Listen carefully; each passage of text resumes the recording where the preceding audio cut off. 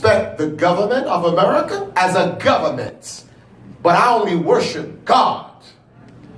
And when you live for Allah and try to serve the people for the grace of Allah, Allah will protect you.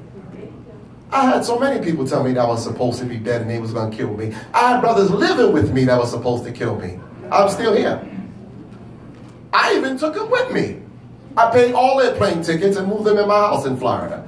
And one brother woke me up and said, brother, I got to talk to you. I said, what's wrong? He said, brother, they told me you were the FBI. You was an agent to kill you. I said, well, brother, you can make your own decision.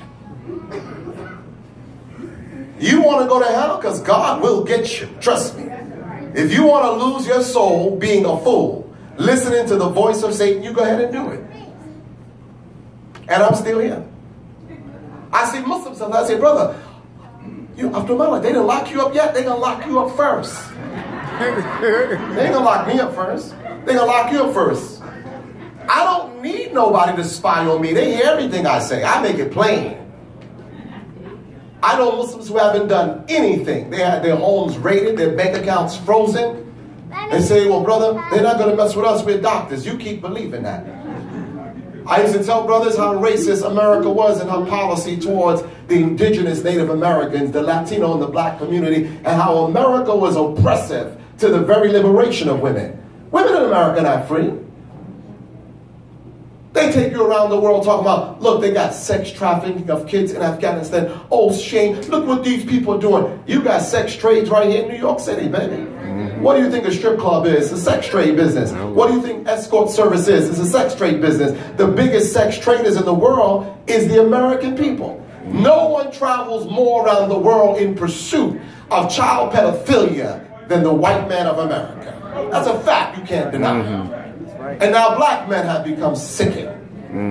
Now our daughters have to be cautious with their own fathers. If we are to be the men and the women of faith and the people of principle, then we must fight and we must pursue justice for all people, regardless of race, regardless of religion, regardless of ethnicity, regardless of gender, regardless of any difference that may exist amongst the human family that reflects the natural manner in which Allah has made us in. We are the people of justice. You are the guardians of the light. You are the people of the book. You are the children that walk with Moses. You are the people that Allah blessed to build great civilizations all over the world. And yes, they would love to see us fight. They like to see us fight. You black, I'm white, really. I told a white person, I said, you see how sick you are?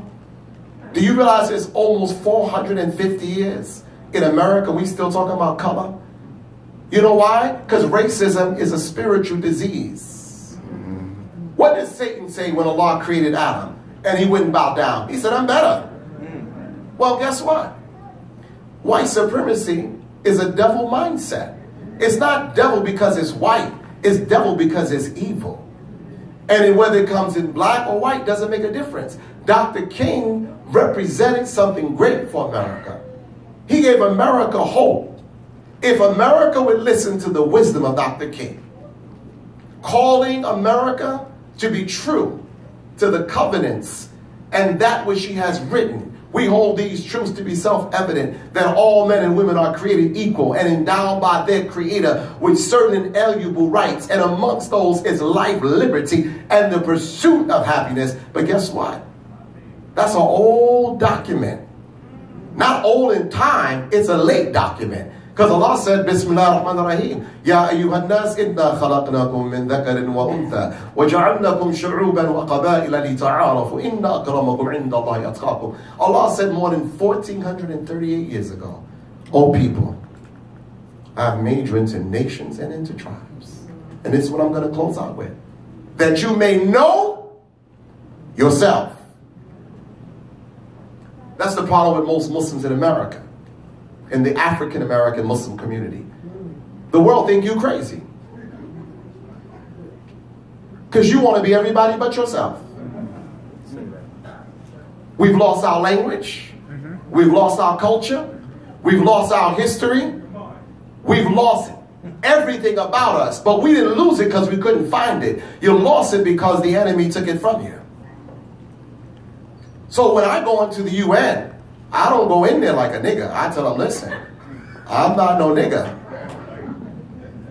Because a nigga is an American-made product. They don't make that no place but America. I'm God's man. I'm not no prophet, I'm not no messenger, but I am God's man. God made me. Because nigga is a mindset, it's not a color.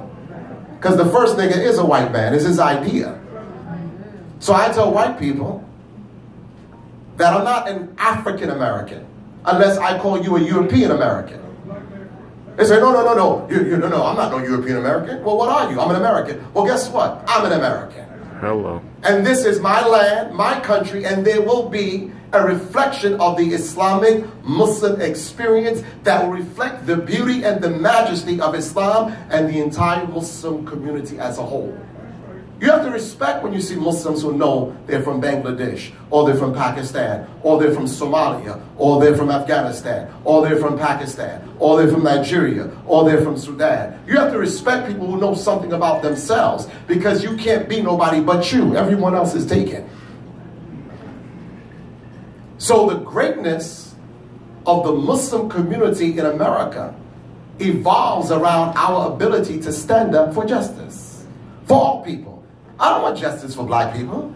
I don't want justice for white people. I don't want justice for Muslims. I don't want any privileges in America that are not given to all people. But I want every American child and every child of the world to have the God-given right to live out their greatest human potential and to live a balanced life that is reflective of a just society.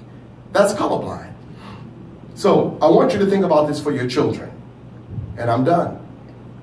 Prepare your children for greatness.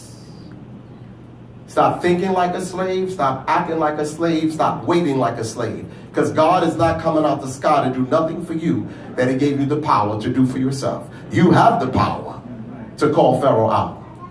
And you can beat the system. The system is easy to beat.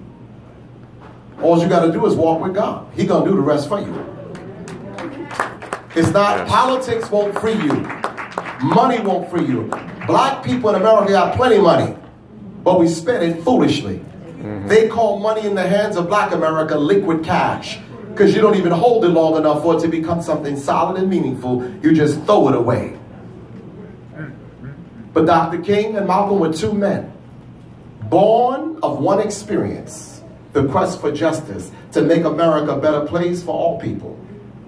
We don't have no hatred for white people. Islam is not against Christianity. Islam is not against Jews. Islam is not against anybody. Islam is against evil. Islam is against oppression. Islam is against domestic violence in all of its forms. See, you can't love God and beat on women. We need a law that puts men in a very difficult position. I got 5 daughters. I wish your brother would interpret the Quran to beat them, meaning to beat them. Because the word dalab in Arabic just doesn't mean to beat.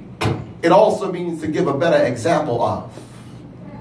So if a woman is being disobedient, so-called disobedient, because most women who disobey men are not disobeying men, they're challenging their ignorance and stupidity, and we run behind religion and say, but Allah said obey me. Yeah, obey you when you make sense. But not when you crazy. Leading me into poverty, telling me how we gonna die and make it to heaven and live in hell because God blesses poverty. Let me tell you something. If God wanted you to be poor, the earth would not be so rich. That's right. Oil, diamonds, gold, uranium, all under your feet. The devil wants you to live in poverty because as long as you can't do for self, you'll always beg someone else to do something for you. They say, well, why are men afraid of educated women? Ain't no man afraid of no educated women. Boys are afraid of educated women. But men, we look for educated women. Ain't no man scared of you because you make money. Money don't mean nothing. If a man is a man, you can make $100,000. The equation hasn't changed. You think because a woman make $100,000, a man would yield to her because of her money? He's not a man if he yields to her because of her money. He'll yield to a woman because she represents truth and she is the embodiment of the will of God. But he would never let her money or her position or her education or a degree to be a manipulating factor in his life. I wish I would meet a man that is surrendering to the power of a woman because of some material possession, I would spank him in every way possible. Because a woman will never respect a weak man. Women don't like weak men, period. And that's why they love Malcolm and King so much. Because those were two powerful men. So I'm done. Amen. I'm not going to go no further because we have to make awesome. But I want to give out some awards. Bring them to me quickly. Can I do the awards now? Yes, sir. I'll have more time to talk to you guys. You can follow me on Facebook.